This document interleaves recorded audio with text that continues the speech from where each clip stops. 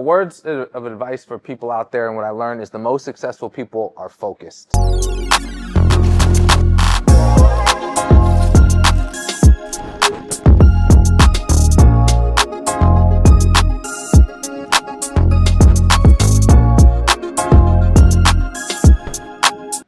Hey, what's going on? It's Alfred Nixon. Rarest, and welcome to Profits and Profits. Today we got a really nice lineup here, man. I'm excited to share with the listeners on some of the things that we're going to dive into.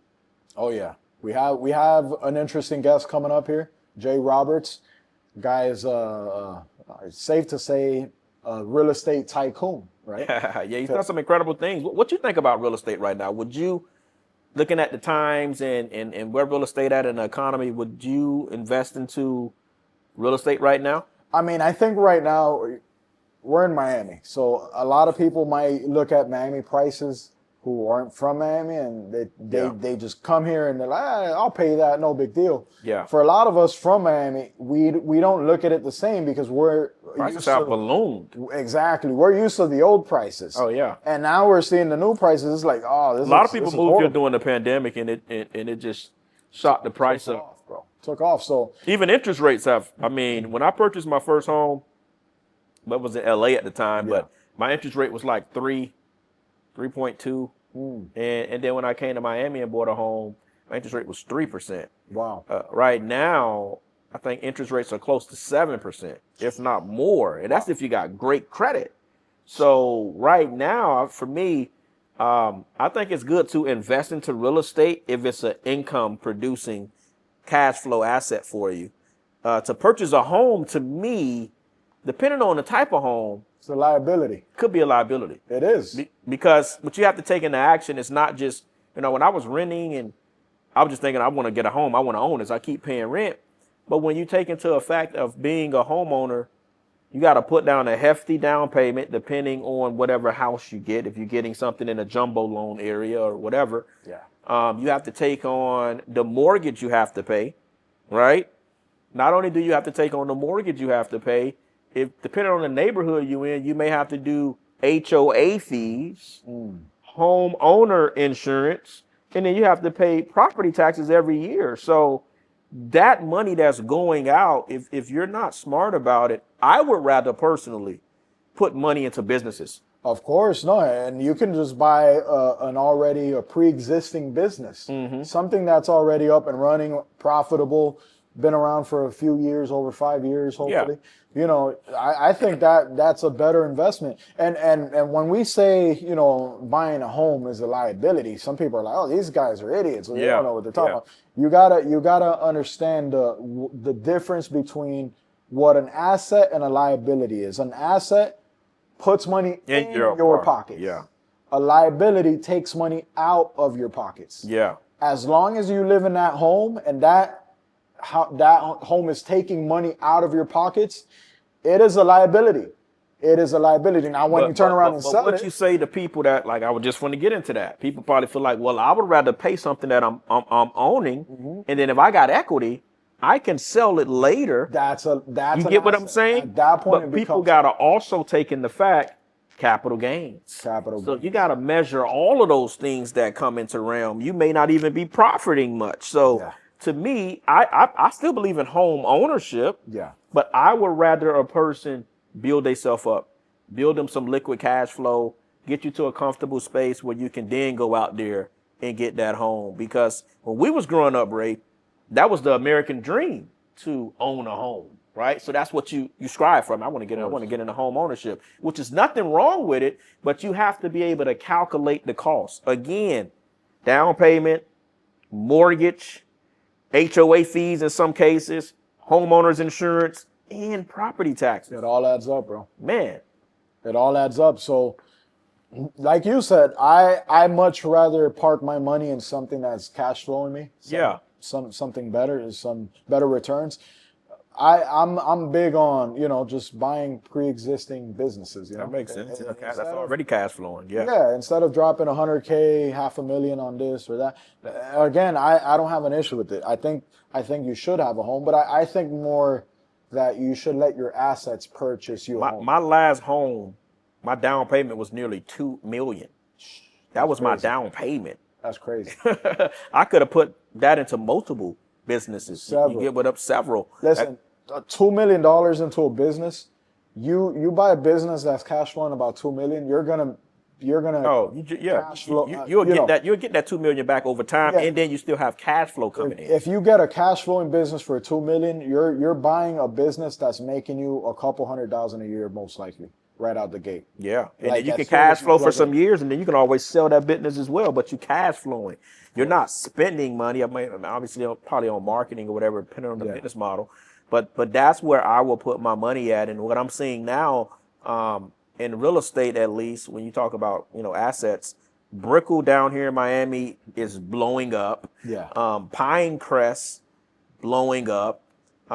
Southwest Ranches, Coral Gables, these are areas that are blowing up. All of Miami, really, bro. Yeah. There's really no escaping it. If you want to go anywhere in Miami, that to see, to get a good price, it's not happening. Prices has doubled, It's tripled. not happening here. I mean, back in the days when I was a kid, living in Miami, $1 million house, that would have been something really, really nice and massive. That's a 7-bedroom home. Yeah. Now, an acre, 2 acres. you like, is this in the wrong neighborhood for $1 million? That's what they want for this?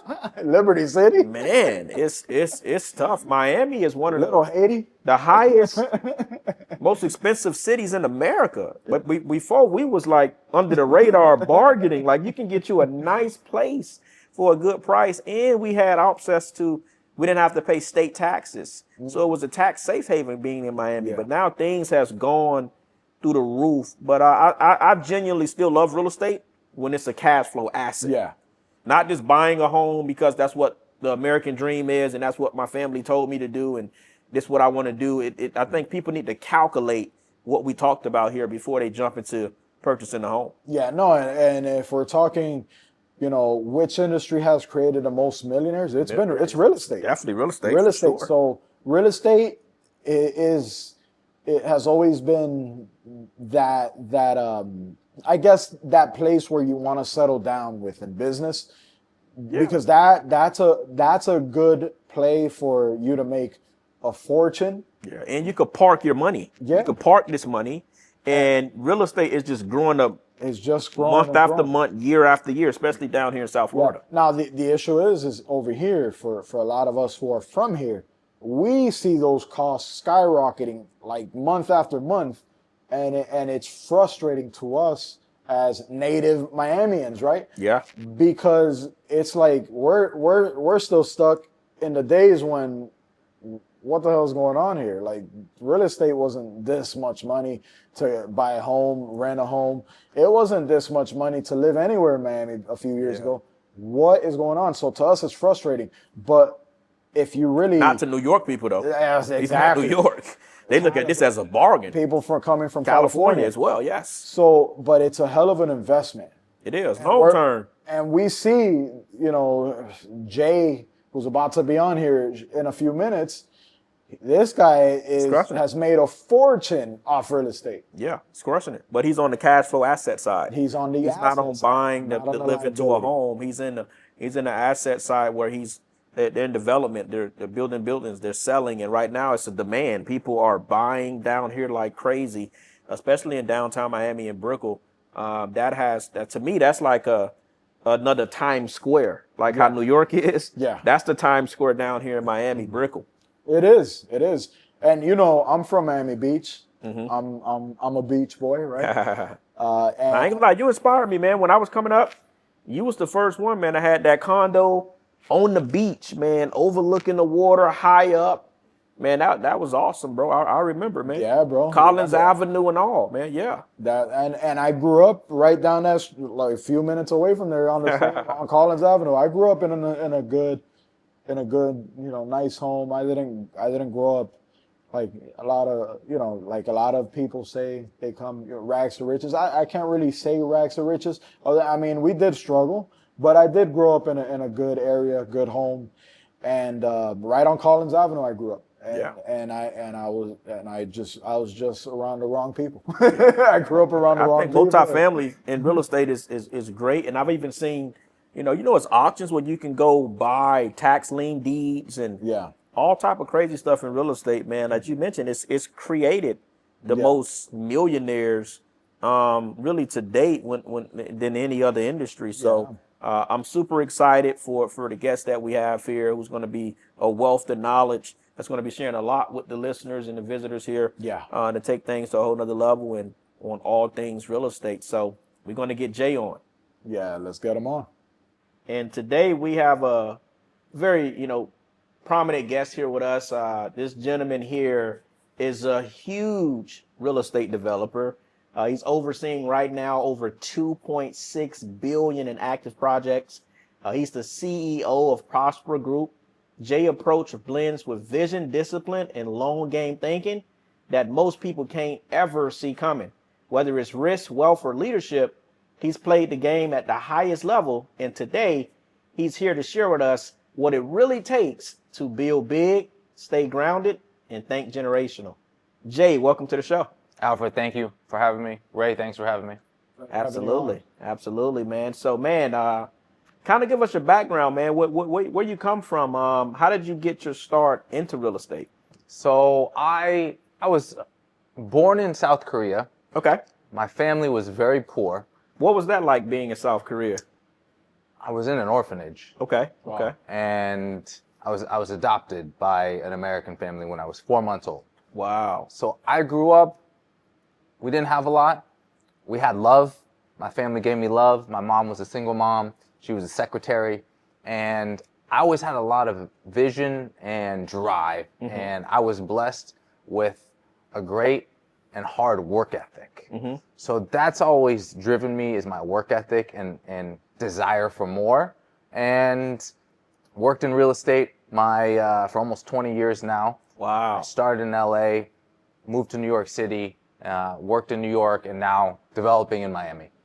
But when you say you started real estate, you mean like selling homes like a regular real estate agent, or did you just jump right into being a developer? I started as an intern at a commercial real estate company called Pacifica Commercial Realty in UC Santa Barbara when I was a junior in college. So imagine going back and say, hey, intern, you're gonna pretty much you're gonna surpass pretty much everybody in this place in a few years.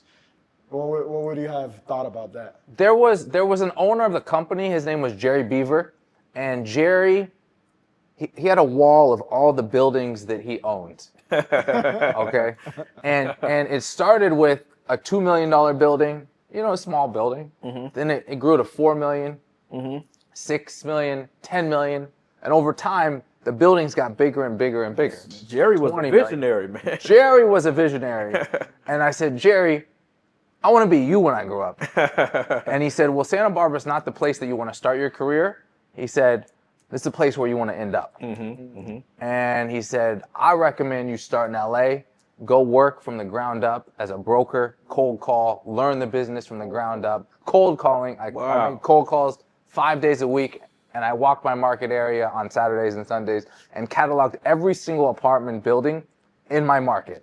I'm curious, before you veer off a little away from the cold calling thing, why cold calling? Is it because I know cold calling builds character. It does. Is that dealing with rejection and getting hung up on, like. That's part of the reason. That's the process. That's the journey that you develop when you start cold calling.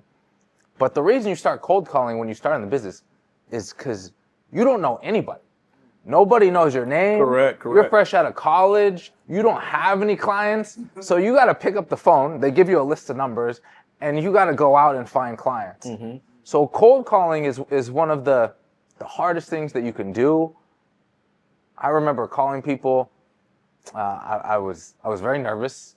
I let the rest of the office leave, and for the day, I went into the conference room and picked up the phone nervously, made some calls, and people would yell at me. Why are you calling me? They'd hang up. I felt like they were physically abusing me through the phone. But over time, you develop a tenacity. You can push through. You can handle objections. You can communicate well. The psychology of talking to someone through the phone and you get better over time. So it's kind of like you gain enough confidence over phones where at first you're all timid and like scared because you feel like they're beating you up over the phone, but then eventually, shut up, and you just hang up. Yeah, That confidence. you start to get comfortable, talking to people that you just called on the phone. And there was a time when I used to make cold calls 7 days a week. Saturdays and Sunday, I was the only one in the office making calls. In the summer, people were at the beach. I'm calling because you want to get ahead. I wanted to get ahead. Correct. Yeah. Let me ask you this. Let's go back to, what you say when you was in an orphanage. Did you ever meet your biological parents? I haven't. Okay. I haven't met my biological parents. To this day? To this day. Wow, okay. To this day. It wasn't something that I had the desire to do. Mm-hmm. My adopted parents, I was loyal to them, and they passed away when I was in college, but not something that I want to do. I recently married, recently had my first son, so he's half Korean. So we're going to take our son to Korea, and that may be a journey that we go on, but it's not something that I've focused on. So you're a big developer, multi-billions in development. When you walk into a room, do you feel like people see the real you, or they just look at the money and numbers? That's a great question. I don't feel like a big developer. I take a humble approach. I like to meet a lot of people, a lot of different people. I meet other developers, I meet investors, I meet lenders, I meet brokers, architects, and I think one of the at least my strategies is treat everyone with respect, be humble, be likable, and it goes a long way. You want to build a good reputation. So how does a deal like that work? I mean, I've seen some of your projects that you got going on. One of them you say is going to be the healthiest building in Miami. You want to talk about that a little bit? Like what is that coming about? When that supposed to launch? Yes. So I'm co-developing a building, an 80-story tower in Brickell on South Miami Avenue. And those kind of projects, all of these developments, you start with a lot. You start with a site, a development site. That's number one. Then you have to determine what you can build on that site. And if what you can build is profitable, then you have to get control of the site. So you have to make an offer, you have to go into contract, you have to put your money in, and you go through a whole process to secure the rights to acquire the site. You have to buy the site, design a building, and you have to manage. As a developer, you're really managing a lot of teams and a lot of different people. Correct. And so every day you're working and pushing the ball forward. Feels like a lot of heavy lifting and not making a lot of progress, but it pays off over time. How do you guys even find those sites, and how do you know if something like, wow, this is a great site, but at this price point, would it be profitable? What is your process to go into getting land and producing a project? It's studying the market.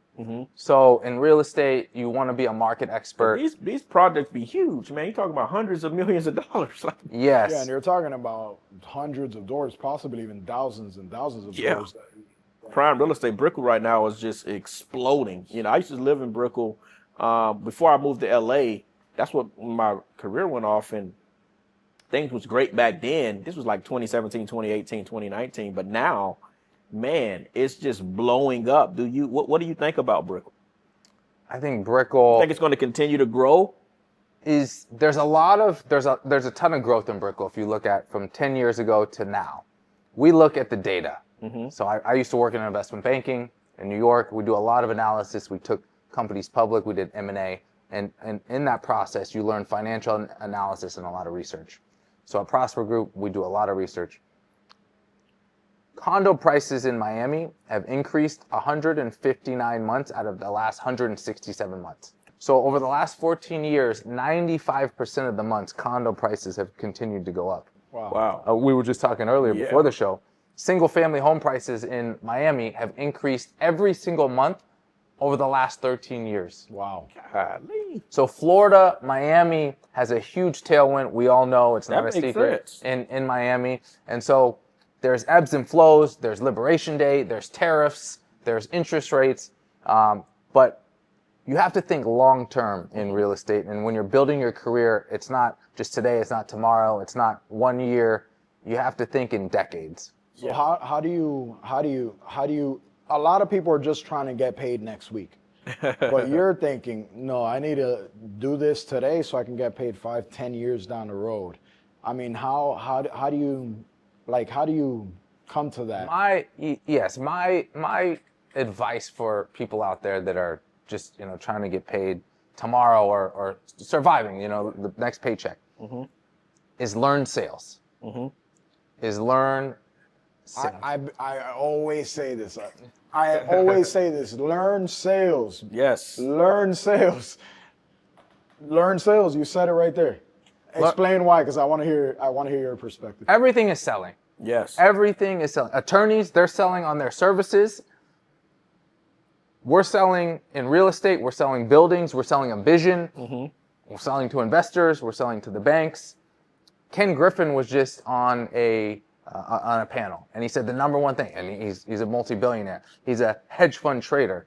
He said the number one thing that he's learned in his career is sales. Yes. So if you're out there and you're looking to make extra money, read sales books, read Think and Grow Rich, read How to Win Friends and Influence People, Communication. Yes. Classic books. Everybody has to read these. These were some of the first books that I read. But learn sales, and the reason that I say learn sales is because there's not a lot of startup costs in sales.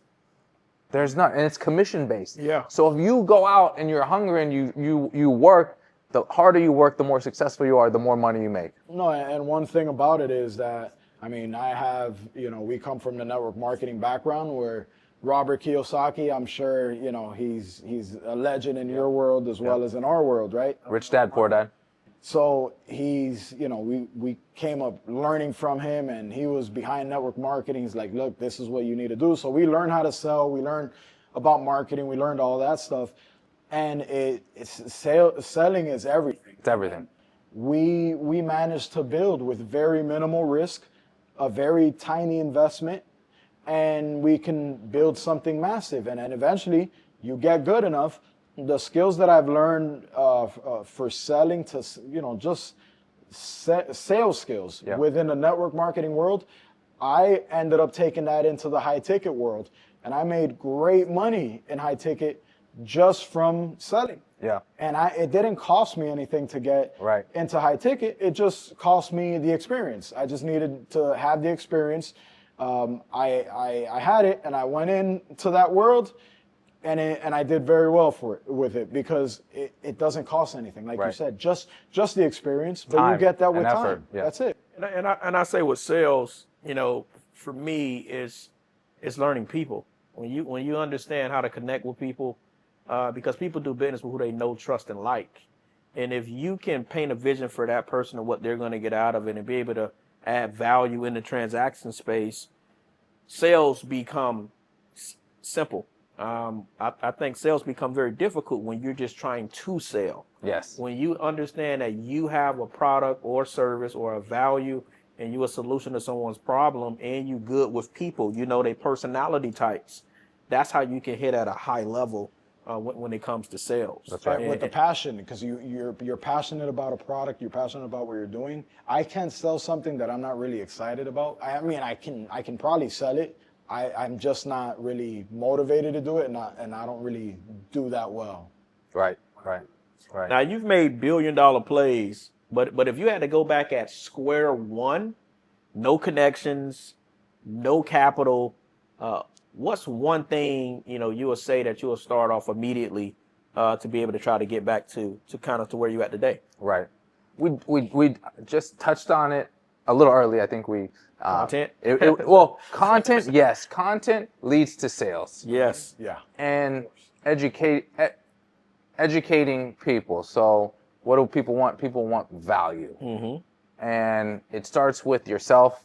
So you have to do the internal work on yourself to improve your psychology, your subconscious mind. Correct. Stormy was just on. She was talking about manifesting, all of that. I do that. I love Napoleon Hill, man. Yes.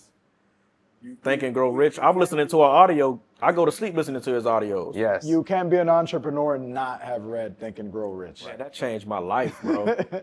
The Laws of Success in 16 Lessons, Napoleon Hill. is the basis of my success. It's the I've foundation. read about a quarter of Laws of Yeah. Success, Laws of Success, because that book is over 1,000 pages long. Yes. Over 1,000 pages long. So I've gone through about a quarter of it. I have 10 of them on my bookshelf. I give them out to friends. It's really important. It's very important. I'm actually I haven't even read that book before. I'm gonna go read that book. I'm always into. That's an old classic, bro. Yeah, Napoleon Hill was before his time. I mean, his thought process, his mind, what you put out to the atmosphere, into the into the world, and prosperity and manifesting, it truly becomes whatever you think. Like you mentioned, Think and Grow Rich. Did you ever believe you would be where you at right now? When you was in Korea, when you first was doing, cold calling, did you believe you'd be where you at right now, developing in Miami and doing $1 billion projects? Yes. Yes. And I say that because I set a vision for my life. Mm-hmm. And I read it every single day, and it's a high vision. Mm-hmm. And it takes years and decades to get there. I graduated business school in 2015. Now, 10 years later, a decade later, working on these types of projects. So it takes time, but you have to set a vision for yourself. You have to know where you want to go. You have to create a North Star. I wrote out a vision for my life. I read it every single morning. Mm-hmm. Every single morning I read it. I have a vision board, a digital vision board that I read through, and it's happening. It's happening in real life. You said something that I notice a pattern. All the top performers that I know, they all, like you said, yes, I saw myself doing it. Everybody I know, even him, I've known him before he ever made any real money, and he always had the vision. Confidence that I know I'm going to make it. I know I'm going to be a top earner. I have no idea how the hell I'm going to do it, but I know I'm going to do it. Alfred worked his butt off. He worked, we talked, we had dinner. You worked for years. Years. No you put in years. Yeah. Yes. But it's that same pattern everywhere. Like, I know that I'm going to do it. And so if you want any shot at making it in any walk of this entrepreneur walk, and not just making it, having something that's going to be long lasting. Yeah. And that's why I say, that's why you have to do the internal work. And I always talk about compounding success. The work that people that goes unseen, that people don't know. Even what Stormy was sharing, and even other entrepreneurs, and even yourself, Jay, call center. You started out with a gentleman in Santa Barbara, moved to LA. Now you're down here in Miami. I mean, just to see what you've been able to build, man, it's been impressive with where you come from. And I also want to congratulate you, man. We were just talking before the show on being a dad, man. Yeah. Your first son, and how has that been? Thank you. It's amazing. It's a blessing. Did that change anything for you? Or it has. I have an amazing wife, Brooke. Our son, Roman, he's 3 months old, healthy, growing every day. It changes your life. Mm-hmm. It's the work that I do is for my family. Absolutely. And so that's been great. No, and it changes you in that. Like, for example, for me, there was a documentary that came out about exposing a lot of evil that's going on in the world toward innocent children, which I don't want to really get into because it's draining, right? But it blew up in the theaters. Wow. We're talking about 2023. I'm sure most people know which movie I'm talking about. It was a great movie. It blew up. It brought a lot of awareness.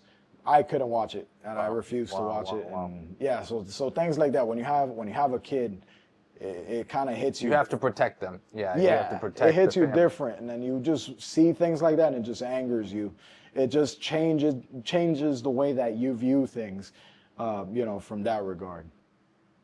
Yeah, you know, everyone talks about scaling, but you've lived scale. I mean, the products that you're doing now, what's something nobody tells you about? What it really costs to play this big, and what's the mentality you gotta have emotionally and physically to scale at the level that you're scaling at now? There's a lot of work, there's no doubt, to do $100 million deals and have several billion in active pre-sales and development.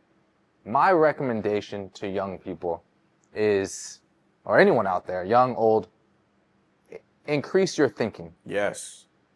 Increase your thinking. Absolutely. It's just numbers. It's just numbers. $1 million, 10 million, 100 million. No, $1 billion is a lot, and you have to improve yourself and everything to get there. Absolutely. But it's what are you willing to accept is number one, and raise your standards and think bigger. Absolutely. So a lot of people hear the word no. No, no, no, no. And that's a word that everybody fears. And that word makes most people quit. I mean, I would even say it's probably safe to say 97% of people quit because of that word no. So I'm sure you've heard no at some point of your life, right? And if so, how did you use that to fuel you in order for you to get to where you are? Right. I look at there's different types of no's. So sometimes I hear no and I just don't really pay attention to it and I just keep going. Like, no, that can't be done. You can just we're not gonna pay attention to that. You just keep going, and you have to run through a brick wall. You do that. You have to go around it. But sometimes no, you're not is because you didn't do enough to get that person to a yes. And so when you hear a no, you have to ask yourself, okay, what is it that I'm not offering to them? And sometimes it's just timing, and it's a law of numbers. Sales is a law of numbers to getting to these wins. So you have to have a bigger body of work and to get to a yes. So when you hear that no, you go back to the drawing board and you understand, okay, what can I do better next time to get to a yes? Have you ever thought about in the beginning stages about saying, you know what, man, this real estate thing is tougher than what I thought it would be, and you have thought about doing anything different? Or my words of advice for people out there, and what I learned is the most successful people are focused. So there's a story about Bill Gates and Warren Buffett, and they were having dinner, and Bill Gates' mom asked Bill, what's the number one thing of your success? And asked Warren Buffett, what's the number one thing for your success? And they both said focus. Yes. Focus. So a lot of people like to move around: crypto, network marketing, real estate, content.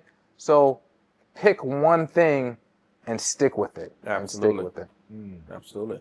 I think that is that's true, because every time you have to start over, it's like you have to start in the back of the line. You go back, right? But you also back of the line. you can't catch 3 chickens at once.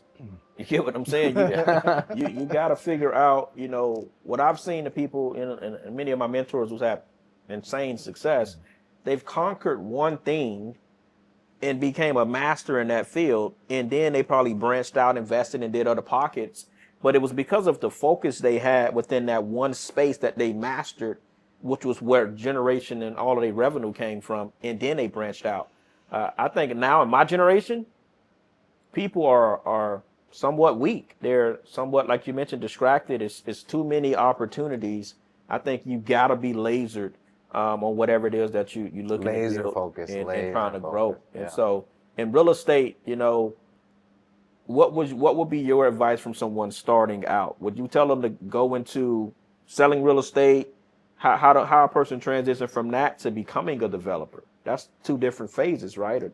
That is the $1 billion question. That is the $1 billion question. I don't know if you want to be a developer. It's a lot of risk. It's a lot of hard work, and it takes time. It takes patience. It takes time. It's rewarding. I love what I do, so I kind of say that jokingly.